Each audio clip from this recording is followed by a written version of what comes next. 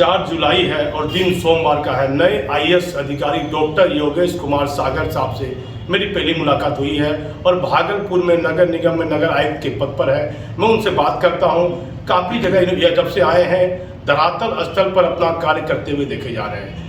कुछ दिन पहले लगातार रन बसेरा को जाकर निरीक्षण किया है और कई तरह की चर्चाएं मैं नगर निगम और स्मार्ट सिटी के कार्यों को लेकर होती रहती है।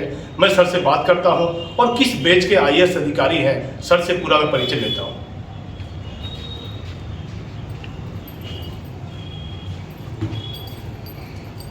सर नमस्ते। सर किस बैच के आईएएस अधिकारी हैं सर? 2017 बैच। कहाँ के रहने वाले हैं सर? हमारा घर बरेली उत्तर प्रदेश में। यूपी के रहने वाले हैं सर। सर क्या आईएएस अधिकारी बनना था, क्या आईपीएस के लिए भी? देखिए, जो मेरी ये शिक्षा की जो पृष्ठभूमि है उसमें मैंने एमबीबीएस किया है। 2012 बैच से मैं पास आउट हूँ सर।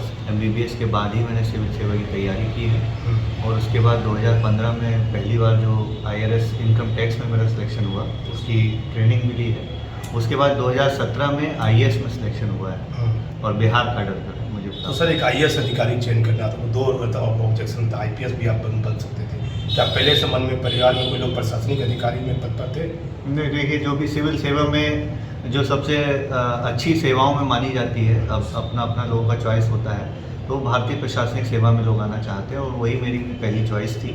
उसके अलावा मैंने भारतीय ये पुलिस सेवा भी दी थी और आपका जो है इंडियन फॉरेन सर्विस, उसमें भी चॉइस दी जाती। तो चॉइस के क्रम में मुझे भारतीय प्रशासनिक सेवा मिला है। तो यूपी बरेली के सर रहने वाले? हाँ, बरेली डिस्ट्रिक्ट से। तो माता पिता से पिताजी क्या कोई सरकारी पद पर थे? नहीं, हमारे पिताजी जो है कस्टम एंड सेंट्रल एक्साइज में थे, उनका देहांत हो चुका है। माताजी जो है वो गृहिणी। पिताजी का क्या नाम था सर? स्वर्गीय सीएल सागर। और कोई भाई लोग परिवार में? भाई लोग हैं, परिवार में हैं, वो अपना नौकरी में है और शादीशुदा है। मैं घर में सबसे छोटा हूँ।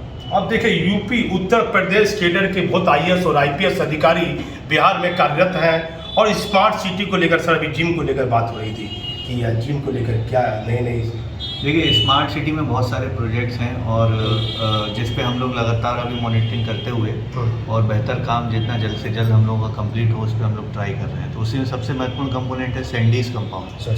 सैंडीज कंपाउंड में आप देख रहे हैं स्पोर्ट्स कॉम्प्लेक्स से लेके जिम से लेके और जो उसका पार्क है उसका पूरा सौंदर्यीकरण हुआ है, उसकी जो सुविधाएँ हैं वो यहाँ के शहरवासियों को हम लोगों को देना है। उसी क्रम में जिम में भी अभी हम लोग निरीक्षण सेल्फी पॉइंट भी रखा जाएगा जहाँ पर आकर लोग अपना फ़ोटो वगैरह भी खिंचा सकते हैं। अंदर ही एक पुराना स्टेशन क्लब है, स्टेशन क्लब को भी डेवलप किया जाएगा और उसमें जो भी मेंबर्स होंगे उस क्लब के, उन्हीं लोगों को उसमें एंट्री मिलेगी, लेकिन उसमें कई प्रकार की सुविधाएं जो है उसमें दी जाएगी। सर रैन बसेरा में आप जगह निरीक्षण किए, क्या कोई गड़बड़ी थी रैन बसेरा में? हाँ, देखिए, रैन बसेरा में अभी जो है जल्दी निरीक्षण किया गया था तो उसमें जो पाए हैं कि कई सारी सुविधाओं की जो है वो कमी अभी भी है।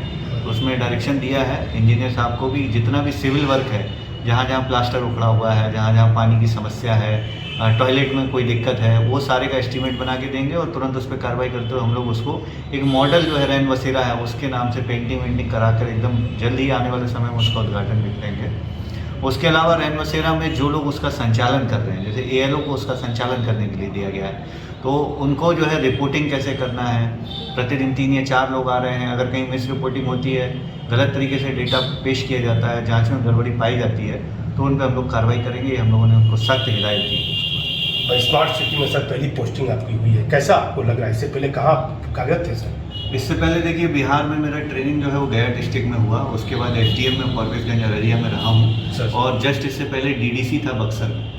तो यहाँ पर आने पर म्यूनसिपल कमिश्नर के अलावा स्मार्ट सिटी में चूँकि भागलपुर है, तो भागलपुर स्मार्ट सिटी में एमडी और सीईओ दोनों के अभी हम ही देख रहे हैं और स्मार्ट सिटी में काम करने का एक अच्छा अनुभव रहा है। स्मार्ट सिटी में कई प्रकार की योजनाएं हैं।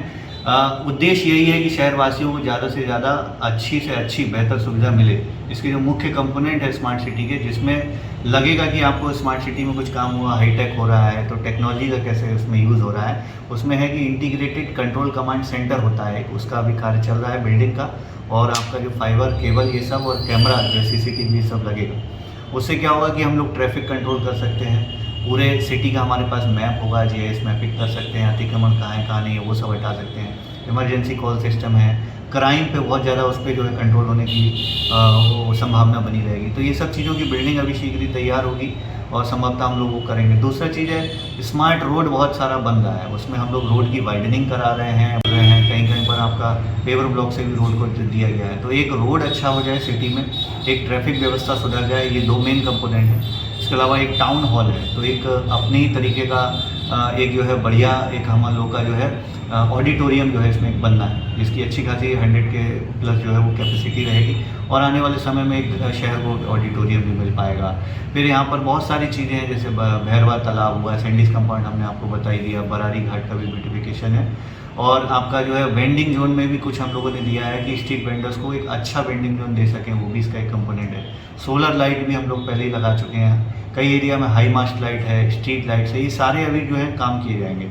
एक और है स्वच्छता पे हम लोग जो है सफाई व्यवस्था को सुधारने के लिए ट्रांसफ़र स्टेशन एक बनाना चाह रहे हैं जी। तो उसका भी टेंडर अभी प्रक्रिया में है। उससे क्या होगा कि आपका जो भी कचरा है ट्रांसफ़र स्टेशन पर आएगा और वो कॉम्पैक्ट होकर फिर जो है वो लैंडफिल साइट पे जाएगा, काफ़ी लाभदायक हो सकता है।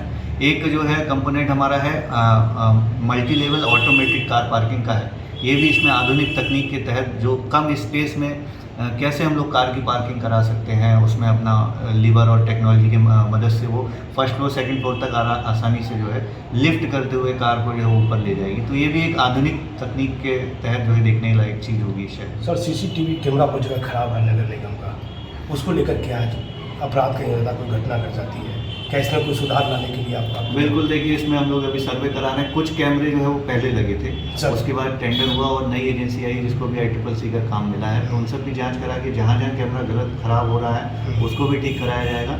अभी इन लोगों को जो कैमरे लगाने हैं ICCC में, उसमें अभी पूरी तरीके से जैसे पोल वगैरह का काम हो गया है, लेकिन कैमरा इंस्टॉल अभी नहीं कर रहे हैं।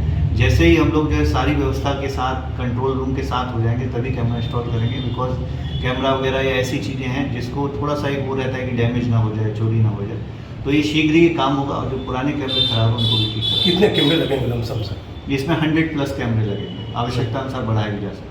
अब देखिए मैं सर से कुछ पूछता हूँ कि बरेली के रहने वाला युग मैट्रिक तक स्कूलिंग जो है मेरी बरेली से ही हुई है, एक बरेली में कहाँ से? सरकारी विद्यालय से, राजकीय विद्यालय जो होता है एक जिला का, हिंदी माध्यम से, वहाँ से बरेली से ही मैंने 12th तक की पढ़ाई की है। उसके बाद MBBS की जो राज्य की परीक्षा होती थी उसको सिलेक्ट होते हुए और फिर मैंने MBBS में king George medical university Lucknow में एडमिशन लिया और वहाँ से अपना MBBS किया। किसका प्रभाव जीवन में पड़ा सर? IAS अधिकारी बनने के बाद सबसे ज़्यादा खुशी किसको मिली? जैसे मालूम पड़ा कि आप IAS अधिकारी में चयन हो गए हैं, परिवार में खुशी का माहौल आ गया होगा। जैसा कि ये है कि मैंने आपको बताया पिताजी का देहांत बहुत शीघ्र अल्पायु में हो गया था, तो उसके बाद नौकरी से पहले? हाँ, मतलब मैं बहुत छोटा था, 2 या 2.5 साल का, 2.5 साल। और माता जी का एक सपना था कि बच्चों को पढ़ा लिखा कर कुछ अच्छा अधिकारी बनाना है और बचपन से ही था कि सबसे ऊंचा पद है भारतीय प्रशासनिक सेवा को बहुत से लोग जो है वो ड्रीम करते हैं, तो उसी में जाने की तैयारी करना है। उससे पहले अपना एक चूँकि बायोलॉजी का बैकग्राउंड होता है तो MBBS करके एक डिग्री प्राप्त की डॉक्टर की, उसके बाद ही तुरंत मैंने फिर तैयारी शुरू कर दी थी। तो ये भारतीय प्रशासनिक सेवा में जो लाने का श्रेय है वो घर में परिवार में माता जी को और मेरे जो भाई हैं उनको जाता है। माँ का क्या नाम है सर? श्रीमती रामेश्वरी देवी। और भाई का सर? भाई जो है मेरे रोहतास, श्री रोहतास। अब देखिए डॉक्टर योगेश कुमार ने एक बहुत महत्वपूर्ण बात कही, 2.5 साल की उम्र में ही इनके पिताजी का इंतकाल हो गया, देहांत हो गया और माता जी का एक सपना था कि मेरे पुत्र जो है पढ़ लिख कर एक बड़ा अधिकारी बने और IAS अधिकारी से बड़ा पद बिहार देश में कोई होता नहीं है। सर ने अपनी माँ का सपना पूरा किया। क्या मन में है सर IAS अधिकारी के पद पर रहने के बाद? बहुत जिम्मेदारियां हैं पर स्मार्ट सिटी को लेकर और कहीं ना कहीं आरोप का दौर चलते आया है भागलपुर जिले में। देखिए भारतीय प्रशासनिक सेवा में आने के बाद आपको विभिन्न जिम्मेदारियां सौंपी जाती हैं। शुरू में जैसे बताया मैंने कि अभी SDM, उसके बाद DDC, अभी जो है वो नगर आयुक्त का एक जो है जिम्मेदारी सौंपी गई है। नगर आयुक्त रहते हुए नगर की जो मूलभूत सुविधाएं हैं उन पर काम करना हमारी पहली प्रायोरिटी है। साथ ही साथ चूँकि भागलपुर स्मार्ट सिटी है तो स्मार्ट सिटी का भी काम हम लोग देख रहे हैं। जो नगर की जो मेन अगर समस्याओं के बारे में बात करें तो सबसे इम्पोर्टेंट है यहाँ पर साफ़ सफाई की व्यवस्था। तो साफ़ सफाई की व्यवस्था में कैसे सुधार लाया जाए उसके लिए हम लोग अभी समीक्षा करके और एक कार्य योजना तैयार किए हैं। उसमें हम लोगों का रहेगा कि जितने भी वार्ड हैं उसमें जितने भी कर्मी लगे हुए हैं, सफाई कर्मी, उन सब की एक सूची बना रहे हैं वार्ड वाइज और वार्ड में जिस गली में जहाँ से जहाँ तक उनको जो है ड्यूटी करना है एक फिक्स हो जाएगा और उसके बाद उनको दीवार पर अंकित भी किया जाएगा उनका नाम और मोबाइल नंबर, जिससे भला व्यक्ति जान सके कि हमारे वार्ड में सफाई काम कौन कर रहा है। सफाई के क्रम में जो सफाई के उपकरण हैं, उनकी जो गाड़ियाँ हैं, डस्टबिन हैं, इसकी कितनी आवश्यकता है, इसका एक आकलन किया गया है। जल्दी हम लोग जो है टेंडर के माध्यम से उन उपकरणों का भी क्रय करेंगे जिससे सफाई व्यवस्था और सुधार लाया जा सके। कुछ जगहों पर जैसे बताया गया विभाग का निर्देश है कि आउटसोर्सिंग एजेंसी के माध्यम से हम लोगों को कार्य कराना है, तो उस पर भी हम लोग काम कर रहे हैं।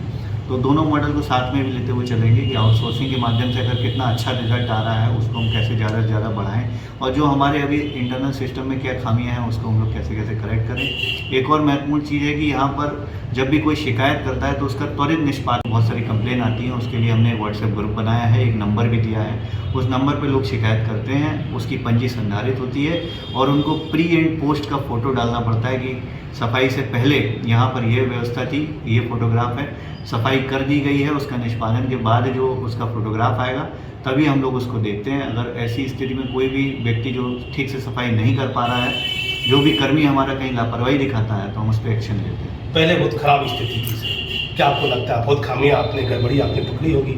आपके आने के बाद आप ज़मीनी स्तर पर फील्ड में जाके काम करके अपने आंखों से देखते हैं सरसरी जाके। हाँ, देखिए इसमें ज़रूरी है कि जो है आपका मतलब जो समय समय पर निरीक्षण हो। तो मैं स्वयं ही प्रातःकाल में जाके निकलता हूँ और देखता हूँ कि सफाई व्यवस्था पर कहाँ पर कैसी सफाई हो रही है। तो देखते हैं तो पाते हैं कि कहीं पर सफाई ऐसे ही मतलब कूड़ा पड़ा हुआ है और उठाव नहीं हो रहा है। तो जहाँ जहाँ लापरवाही होती है तो मेरे द्वारा उन लोग संबंधित सफाई कर्मियों पर कार्रवाई की गई है, उनको शोकॉज करते हुए उनका वेतन भी रोका गया है।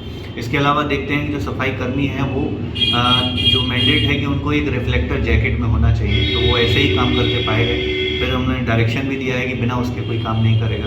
तो सभी लोग अपनी जैकेट में काम करेंगे, प्रॉपर इक्विपमेंट एंड गियर के साथ काम करेंगे। एक और चीज़ है, जो भी गाड़ियाँ हमारी यहाँ से कूड़ा उठाकर कनकैथी का जो डंपिंग ग्राउंड है वहाँ तक ले जा रही हैं, उसकी मॉनिटरिंग करने के लिए सभी गाड़ियों में GPS लगवाया गया है। वो GPS की मैं डेली उसकी रिपोर्ट लेता हूँ कि कहाँ से कहाँ तक गाड़ी चली है। और जब भी उनके तेल का भुगतान होता है तो वो एक कैलकुलेशन करके लॉगबुक के आधार पर हम लोग देखते हैं कि वो गाड़ी एक्चुअल में चली है कि नहीं चली। उसमें दोनों चीज़ों का फ़ायदा है कि आपका तेल का भुगतान है वो भी ठीक से होगा और गाड़ी चल रही है कि नहीं चल रही है इस चीज़ की भी मॉनिटरिंग हो जाती है। सर, बड़ा विवादों में रहा भागलपुर का नगर निगम, आपके कार्यकाल में कोई प्रकार की गड़बड़ी या लापरवाही पाने पर आप कार्रवाई अपने स्तर से? देखिए, जब मैं आया था तो यहाँ पर जो हमारे कर्मी थे उसमें 8 कर्मी जो है वो निलंबित थे। उन 8 में 5 कर्मी ट्रेड लाइसेंस में, 2 कर्मी स्वच्छता में और 1 अन्य में जो है वो निलंबित पाए गए। उसके बाद तत्काल मैंने जो उनकी फ़ाइल को निकलवा के और संचालन पदाधिकारी को जल्द से जल्द उनकी जो कार्रवाई है, जो उनकी विभागीय कार्रवाई है उसको पूर्ण करने का निर्देश दिया है। उनमें से कुछ लोगों का मेरे पास फाइल आ गया है, उस पर हम लोग डिसीजन लेंगे और जो भी दोषी पाए जाएंगे उनको दंड दिया जाएगा। जो निर्दोष पाए जाएंगे उनके साथ वैसा व्यवहार होगा। ट्रेड लाइसेंस को लेके ये हुआ था कि ट्रेड लाइसेंस का घोटाला जो सुनने में आया था, उसके लेके भी हम लोग जांच करा ली। उसके बाद फर्दर पहले तो सबसे पहले कि ट्रेड लाइसेंस को शुरू करना है निर्गत करने के लिए, तो वो मैंने मेरे स्तर से वो करा दिया गया है। आज की डेट में ट्रेड लाइसेंस निर्गत हो रहा है, उसको और सहज बनाने के लिए हम लोग ऑनलाइन ले लें या फिर हम लोग चेक के माध्यम से या DD के माध्यम से एक फ़ी जमा अपना करवा लेंगे और जल्द से जल्द ट्रेड लाइसेंस लोगों को मिले, वो हमने सुविधा चाहिए तो उन पर कार्रवाई होती रहेगी। अन्य चीज़ों में जो व्यवस्था है, जैसे जलापूर्ति एक मेन है, तो जलापूर्ति में बुडको द्वारा तो पूरे शहर में जलापूर्ति का कार्य चल रहा है। हम लोगों के द्वारा डीप बोरिंग के माध्यम से या प्याऊ के माध्यम से या टैंकर के माध्यम से जलापूर्ति की जा रही है। एक वाटर ट्रीटमेंट प्लांट है जिसमें जब गंगा से पानी उसका लिया जाता है और जब आपका जब गर्मी का मौसम है और उस समय जब गंगा की स्ट्रीम दूर हो जाती है तब उसमें ज़्यादा गंदगी और कम पानी रहने की वजह से समस्याएं आती हैं। तो उसमें रसायन की मात्रा कैसे मिलाई जाए, अपने कर्मियों को PhD से ट्रेनिंग भी कराया गया है और PhD से हमने स्पेसिफिकेशन लेते हुए कि कौन सा पाउडर जो है उसमें डाला जाए। जैसे पहले हम लोग 4 तरीके का पाउडर उसमें यूज़ कर देते थे, केमिकल यूज़ कर देते थे। PhD की जो हम लोगों को ओपिनियन मिली है उसके अकॉर्डिंगली उसमें एलम फेरिक मिलाने की ज़्यादा आवश्यकता है। तो उसके अकॉर्डिंगली फिर है कि टेंडर करते हुए एक एजेंसी का चयन करते हुए, तो ये सब चीज़ों से जलापूर्ति को ठीक करने में जो है वो मदद मिलेगी। तो यही जो 2 चीज़ें हैं कि साफ़ सफाई और जलापूर्ति। इसके अलावा एक अभी आप देख रहे होंगे कि जो बुडको के द्वारा कार्य किया जाता है तो उसमें जो पाइपलाइन बिछाई जा रही है उसमें जगह जगह रोड को काट दिया गया है। जी। तो रोड रिस्टोरेशन एक बहुत बड़ी समस्या है, उसमें हम लोग लगातार समीक्षा करके उनको टारगेट देते हैं और एजेंसी अगर उस समय पर काम नहीं कर पाती है तो उसको हम लोग जो है उस पर पेनल्टी करते हुए कार्रवाई। कैसी जगह लगी बक्सर सर? बक्सर एक बहुत ही अच्छा शहर है, शहरवासी भी वहाँ के बक्सर के बहुत अच्छे रहे और मेरा जितना भी कार्य अनुभव रहा बक्सर में रहते हुए वो बहुत ही अच्छा रहा, लोगों का सहयोग मिला और धार्मिक दृष्टिकोण से, पर्यटन के दृष्टिकोण से गंगा नदी का भी वहाँ पर है, तो नमामि गंगे में या सभी प्रकार की जो पहले डीडीसी रहते हुए जो भी योजनाएं थी हम लोगों ने सफलतापूर्वक उसका संचालन किया और जितना भी कार्यकाल मेरा रहा, जो भी ग्रामीण विकास विभाग की योजनाएं थी, चाहे आवास योजना है, शौचालय है, मनरेगा है, जल जीवन हरियाली है, उसमें सभी में बक्सर जिले का प्रथम 5 में, कभी कभी हम लोग जो है प्रथम स्थान भी जो है बक्सर जिला को हासिल किया। कितना मेरा हिसाब है बक्सर में लगभग मेरा कार्यकाल 20 महीने का रहा। अब देखिए ये डॉक्टर योगेश कुमार का कार्यकाल 20 महीना डीडीसी के पद पर बक्सर जिले में रहा है। सर कैसा अनुभव कर रहे हैं भागलपुर जिले में 2 महीने में आप धरातल पर देखे हैं, इससे पहले कुछ ऐसा कोई अधिकारी नहीं आया है कि जो धरातल पर जाके देखना है, क्या लगता है पहले गड़बड़ी हुई है यहाँ भारी स्तर पर नगर निगम में? सफाई के नाम पर कहीं कुछ नहीं होता था, आप आ रहे हैं तो सफाई करने पर कार्रवाई भी हो रही है, निर्देश भी दे रहे हैं टाइम टाइम पर। सर देखिए भागलपुर एक बड़ा शहर है, नगर निगम है और नगर निगम में अपनी अलग ही समस्याएं भी होती हैं। तो जब मैं आया था और उसके बाद बहुत सारे यहाँ पर जो काम थे वो पेंडिंग चल रहे थे, जैसे कि बोर्ड की जो है वो बैठक बहुत समय से नहीं हो पाई थी। बीच में जो भी अधिकारी रहे हमसे पहले जो भी उपनगर आयुक्त थे उनको चार्ज था और उनका भी एक्सीडेंट हो गया था, तो वो अपने इलाज पे थे और बीच में वो गैप रहा। उसके बाद एक चीज़ थी जो वित्तीय वर्ष 22-23 के लिए बजट पास कराना होता है, तो वो पास नहीं हो पाया था और मार्च में निकल गई, अप्रैल आ गई थी। तो सबसे पहला मेरा जो था टास्क वो यही था कि बैठक बुला के समन्वय स्थापित करके लोगों की समस्याएं सुनी जाएं और जो बजट जो पास होना चाहिए वो पास किया जाए। तो वो कार्य जो है वो तुरंत कराया गया और बजट पास हुआ। और उसके बाद क्या हुआ कि आप देख रहे हैं 9 जून को जो है बोर्ड का जो है कार्यकाल भी समाप्त हो गया। तो 9 जून के बाद से जब से कार्यकाल समाप्त है हम लोग जो है जो भी दैनिक कार्य हैं उसको हम लोग टाइमली उसको कर रहे हैं। एक और चीज़ है यहाँ पर, जैसे मानसून आने ही वाला है तो हम देख रहे हैं तो नालों की उड़ाई, नालों की सफाई टाइम पे हो जाए, उसके लिए समीक्षा करते हुए, बैठक करते हुए मैंने निर्देश दे दिया और टाइमली हम लोगों ने सभी नालों की सफाई करवाई है। यहाँ पर 22 हथिया नाले हैं जो बड़े बड़े नाले हैं और बड़े नाले होने की वजह से उनका ड्रेनेज सिस्टम अच्छा है। तो ये बड़े सौभाग्य की बात है कि भागलपुर में उस प्रकार की जल जमाव की समस्या का हम लोगों को सामना नहीं करना पड़ता है जितना अन्य नगर निगमों में दिक्कतें हैं। बाकी यहाँ पर करीब 800 के आसपास छोटे एवं मध्य नाले हैं। छोटे एवं मध्य नालों में गैंग के माध्यम से मजदूर ने उसमें 13 हथिया नालों में टेंडर हुआ और टेंडर के माध्यम से प्रक्रिया अपना के हम लोगों ने सफाई करवाई। कुछ जो बच गए नाले जो टेंडर जिस वजह से भी नहीं हो पाया उसमें भी हम लोगों ने निगम के स्तर से जो भी गैंग के द्वारा या जेसीबी के द्वारा मशीन लगाते हुए जहाँ जहाँ सफाई करवानी थी वो सफलतापूर्वक करवा लिया गया है। साफ़ सफाई पर विशेष ध्यान यही है। श्रावणी मेला नज़दीक है। हाँ, क्योंकि श्रावणी मेला नज़दीक है तो हम लोग अभी एक ऑर्डर भी निकाल दिए हैं। उसको ध्यान में रखते हुए पूरे शहर का विशेष सफाई अभियान रहेगा श्रावणी मेला के दौरान। प्लस सभी गलियों में साफ़ सफाई रहेगी, चूना ब्लीचिंग का छिड़काव किया जाएगा। एक फॉगिंग एक इम्पॉर्टेंट है, मानसून जब भी आता है तो मच्छरों का जो है प्रकोप वो बढ़ता है। तो फॉगिंग का हम लोगों ने एक रोस्टर तैयार करके उसका प्रकाशन भी न्यूज़पेपर में कराया है। उसके माध्यम से ही लगातार फॉगिंग की जा रही है। जहाँ जहाँ केमिकल की दिक्कत थी केमिकल भी खरीद दिया गया है, उसकी मॉनिटरिंग में डेली करता है। स्मार्ट सिटी के लोग क्या संदेश दीजिएगा मेरे चैनल के माध्यम से? किसी को कोई शिकायत हो, यदि आपसे मिलना हो, काफ़ी लोग आपसे मिल रहे हैं मैं देखा। देखिए निगम में जैसे ही मेरा आना हुआ तो कई तरीके की समस्याएं लोग लेकर आए जिसमें हम लोग ट्राई करते हैं जल्द से जल्द उसको सुलझाया जाए। 1-2 चीज़ें थी जैसे कि खुले में मांस की बिक्री जो होती है उस पर रोक लगाई जाए। तो जब भी कोई ऐसी समस्या आती है हम लोग तुरंत उसका ऑर्डर निकालते हैं और उसको जो है नोटिस देते हुए उसको बंद कराते हैं। एक था यहाँ पर जो है शब्दागृह की दिक्कत थी। शब्दागृह में मनमानी वसूली राजा डोम के द्वारा मुखाग्नि के नाम पर किया जाता था, तो हम लोग बैठक करके उसका रेट फिक्स कर दिए हैं। 1100 रुपये सामान्य श्रेणी एवं BPL कार्डधारी अगर कोई होगा तो उससे 500 रुपये और हमारे जो विद्युत शब्दागृह है उससे भी हम लोग 500 रुपये लेंगे। तो ये समस्याओं का त्वरित कैसे निष्पादन हो इसके लिए हम लोग अलग से एक डे भी रखते हैं, बैठते हैं और देखते हैं कि कहाँ कहाँ से समस्याएँ आ रही हैं, उसकी समीक्षा की जाती है। प्लस यहाँ पर जो है जो भी अलग अन्य तरीके की सफाई को लेकर कंप्लेन आती है तो हम लोग तुरंत उसको निर्देश दे रहे हैं। तुरंत उससे 24 घंटे के अंदर रिपोर्ट मांग रहे हैं। वो रिपोर्ट मेरी टेबल पे आती है, देखते हैं कि अगर सफाई में टेम्परेरी व्यवस्था में दिक्कत है या परमानेंट में कुछ और उसमें काम करना है तो उसका कार्य योजना बना के कैसे उसको निष्पादित करना है, ये सब हम लोग अभी यहाँ पर साफ सफाई को लेके, अन्य तरीके की समस्याओं को लेके आगे कार्य कर रहे हैं। भागलपुर की आम जनता को आपसे मिलना हो, कोई शिकायत करना हो, कुछ घोटाले के बारे में जानकारी देना हो, कैसे सर आपसे मिलके किस समय? देखिए, सरकारी नंबर तो सभी जगह उपलब्ध है, जी, सबको जी। पता ही है, और कार्यालय में कभी भी आके बता सकते हैं। और आपने एक बताया कि जनता को कैसे कुछ अगर कुछ बताना या संदेश भी देना हो मेरी तरफ से अगर होगा, तो बस यही होगा कि साफ़ सफाई की दिक्कत होती है, हर जगह होती है, तो जो भी शहरवासी हैं उनसे अपील यही है कि कूड़ा जो है उधर कहीं भी ऐसे ना फेंकें, उन लोगों की भी जिम्मेदारी बने। और जहाँ जहाँ हम लोगों ने डस्टबिन उपलब्ध कराया है, गीला कचरा, सूखा कचरा, तो अगर सोर्स से ही सेग्रीगेशन होगा तो हम लोगों को आसानी हो जाएगी।